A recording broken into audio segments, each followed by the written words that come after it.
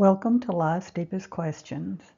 If you're looking for answers that go beneath the surface in your search for truth about how to live a more satisfying life, or if you're curious about spiritual things and how they affect your daily existence, please like and subscribe to our channel and click the bell to receive notifications for when new videos are posted.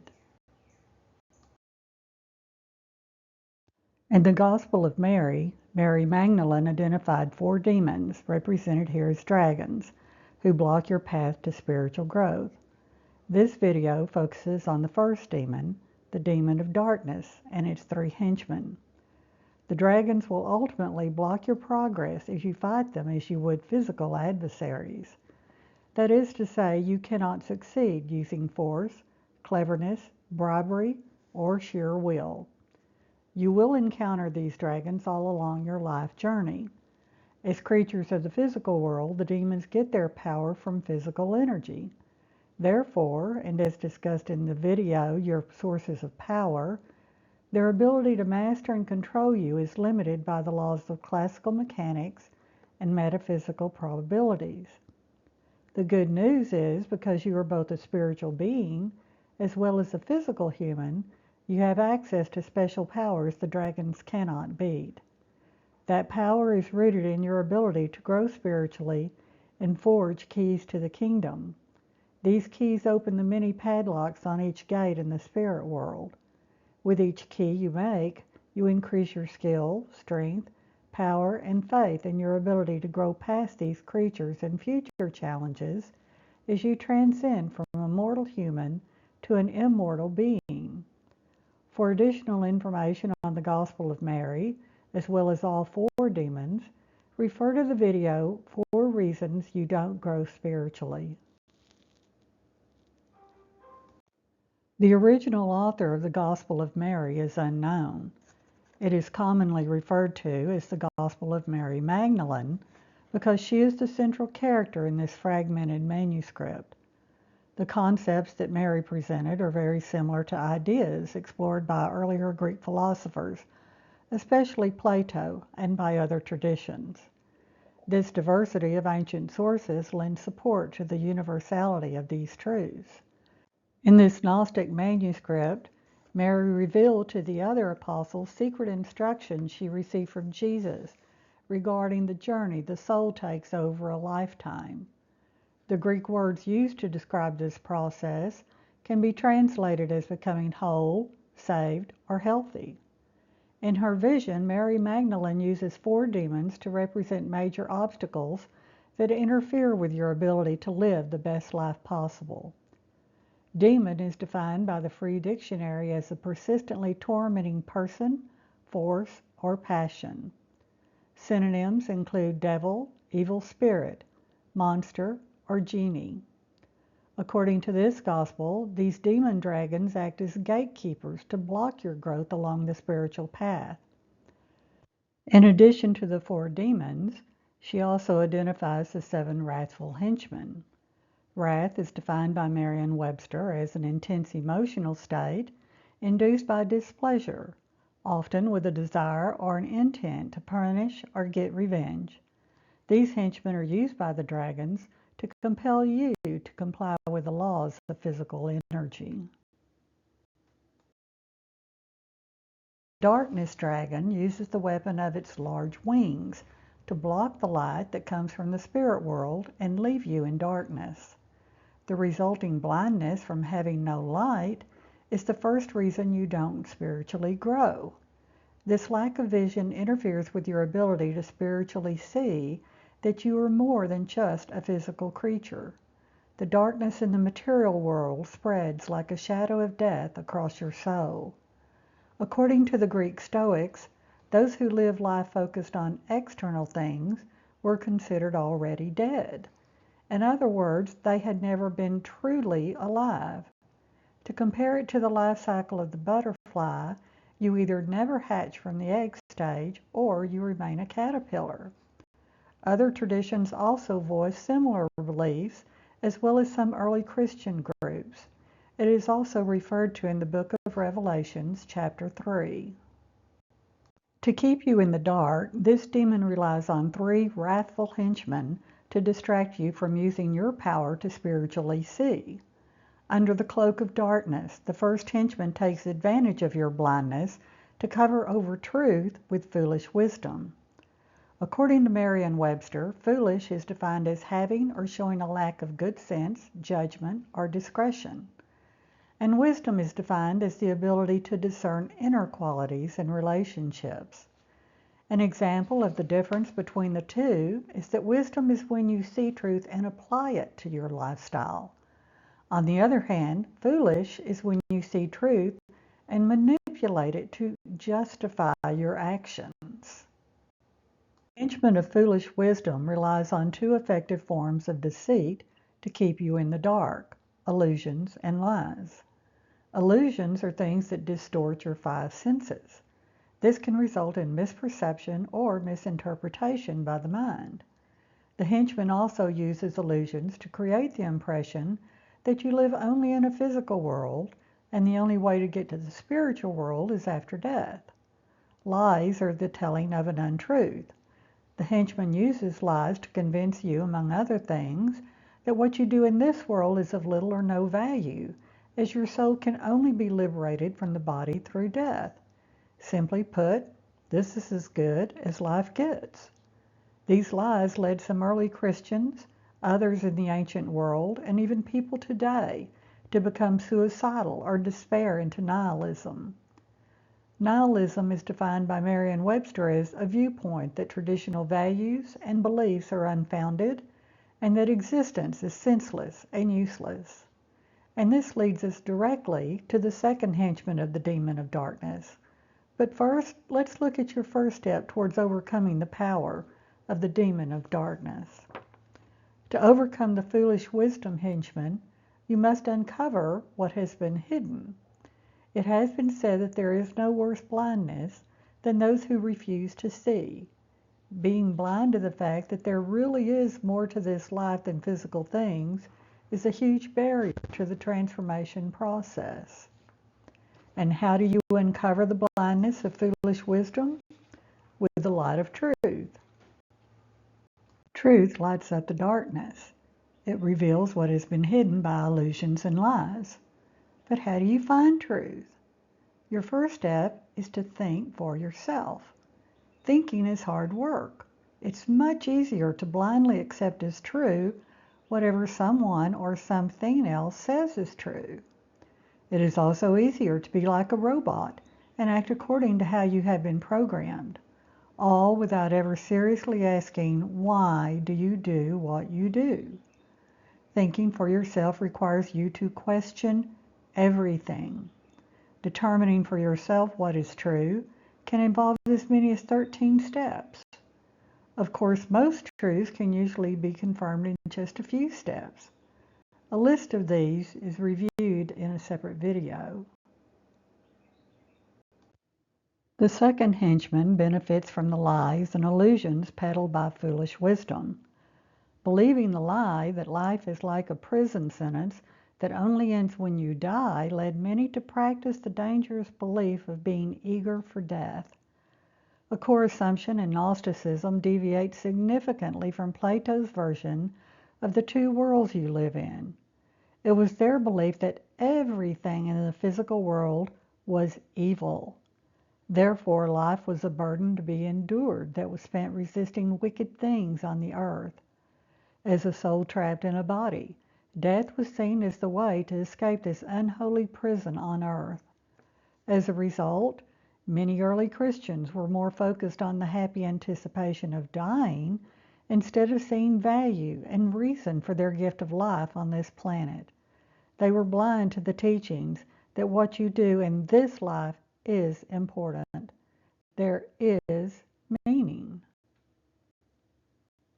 There is a reason why you are here, and it is to grow and learn to live free. And the highest value does not lie in rituals or things that occur outside of the body. Rather, the value is in what internal actions you take towards becoming whole and healthy. Unfortunately, some embraced martyrdom as an assurance of salvation and liberation from the body and thus looked eagerly to death. In other words, it was desirable to die a good death. A radical example of how value and meaning can be found in this life, even during the most horrendous of experiences, is offered by the Jewish Austrian psychiatrist Viktor Frankl.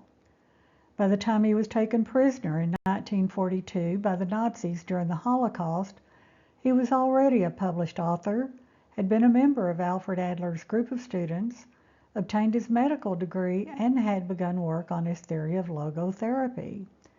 In his book, Man's Search for Meaning, Frankl wrote of the value of transforming during his dehumanizing experiences while a prisoner.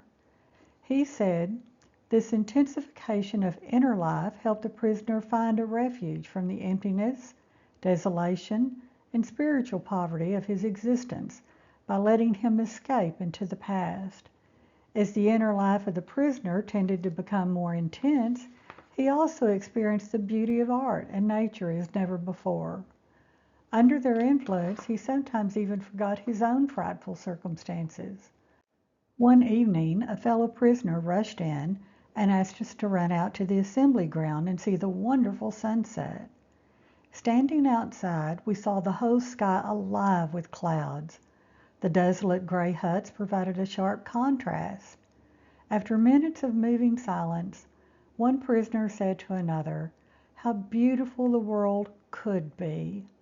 Frankl has provided this and other powerful examples of how everything on the outside of your body can be taken from you and how you can be robbed of your basic humanity on the inside. But if you choose to develop your inner spiritual life, then you can find beauty and be transformed even during the worst pain." A philosophy that evolved around the same time as Christianity was that of Neo-Platonism in the 3rd century CE. A central contribution of this philosophy to the teachings of Plato is that there is a single supreme source of everything. This source is referred to variously as the One or the Absolute. Plotinus, the philosopher credited with shaping this movement, used the monad to represent this idea. A monad is a circle with a dot at the center. This concept was introduced in the video, 12 Characteristics of Your Two Worlds. Neoplatonism was in direct opposition to the Gnostic view that life on earth was meaningless. Instead, they believed that the soul obtains real life through a slow release from the body. Death was viewed as good because it completes the earthly process, but it is only one of many steps in true life.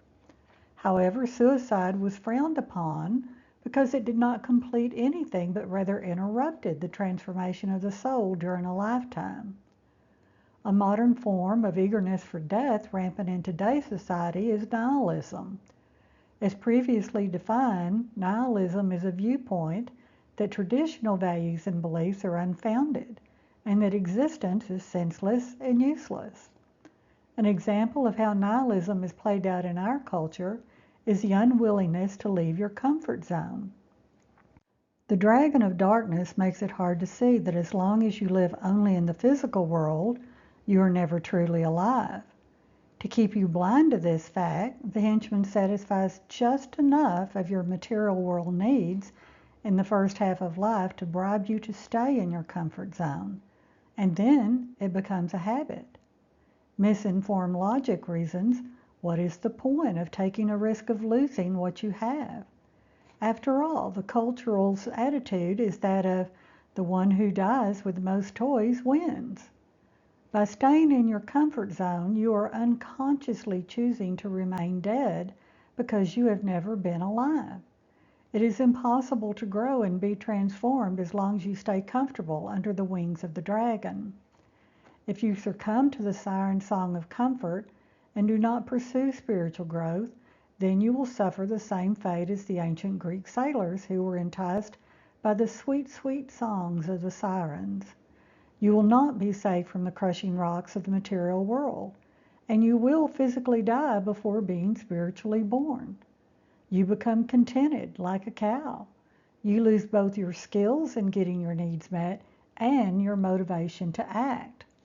Therefore, as you age and your spiritual needs insist on being attended to, you find it more and more difficult to do the work that is needed. You become complacent and lose your hunger for truth. You have been blinded into believing your comfort zone is the best place to spend your life.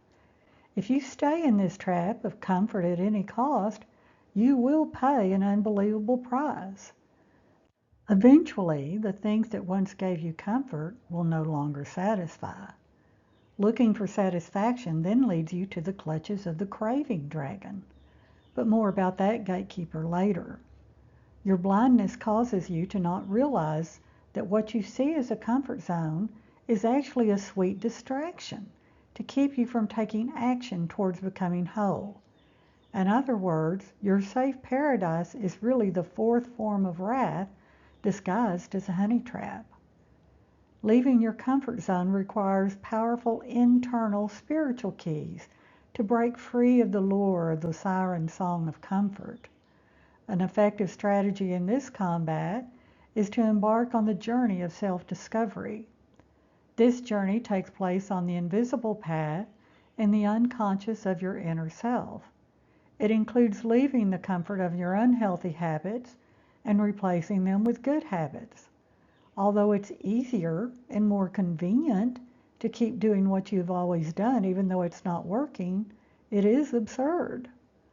Einstein referred to this form of problem solving as insanity. He said it is insane to keep trying the same thing and expect a different result. Traveling on the journey of self-discovery requires you to march to the beat of your own drummer. This action is often referred to as turning over a new leaf or conversion.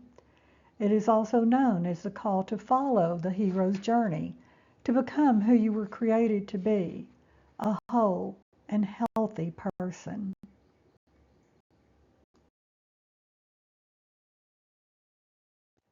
To this point, Joseph Campbell, the author of Hero with a Thousand Faces, then asks and answers the question, alas, where is the guide to supply the means then to find our way to freedom? We have not even to risk the adventure alone, for the heroes of all time have gone before us. The path in the labyrinth is thoroughly known. We have only to follow the thread of the hero path. Where we had thought to travel outward, we shall come to the center of our own existence. Where we had thought to be alone, we shall be with all the world. One thing is certain, regardless which road you take, there will be obstacles, difficulties, and pain along the way. The basic question remains, are you willing to leave your comfort zone, learn to think for yourself, and try something different when the old methods fail to bring you lasting happiness or satisfaction into your life? The choices are yours, and yours alone. The third henchman of the demon of darkness is obscurity. The Oxford Dictionary defines the verb form of obscure as to keep from being seen or conceal. This wrathful henchman does not want you to see clearly the lies and illusions that keep you foolish. It also seeks to obscure what can be, namely that there is another world out there where you can be your best self. Being unable to see clearly in the dark activates a primal fear.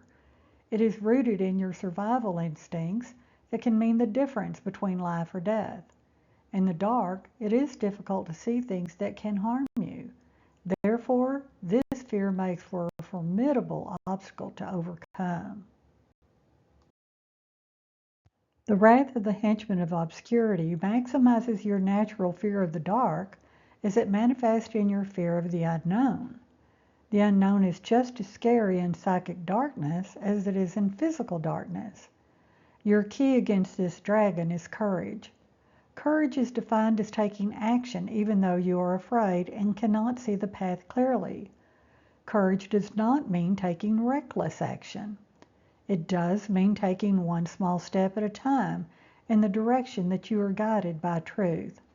Just as the cowardly lion discovered in The Wizard of Oz, courage comes from inside you. Courage is required if you are to travel the path of the hero, enter the cave of the unconscious, and find a life with meaning. In the Gospel of Mary, Mary Magdalene warned of the destructive powers of 4 demons and their wrathful henchmen. Their goal is to block you from progressing through the gates of the spirit world and inhibit your growth along the spiritual path during this lifetime. You have been introduced to the demon of darkness and the henchmen of obscurity, eagerness for death, and foolish wisdom. In this first episode of the series, your soul's journey to wholeness, health, and salvation has taken you past the first demon, the demon of darkness. With your spiritual keys of truth, thinking for yourself, self-discovery, and courage, you have found power in moving out from under the blinding wings of this dragon. Now that you're learning how to use your spiritual insight, it's time to gather up your keys and prepare yourself to face the second dragon, the demon of craving and its henchmen.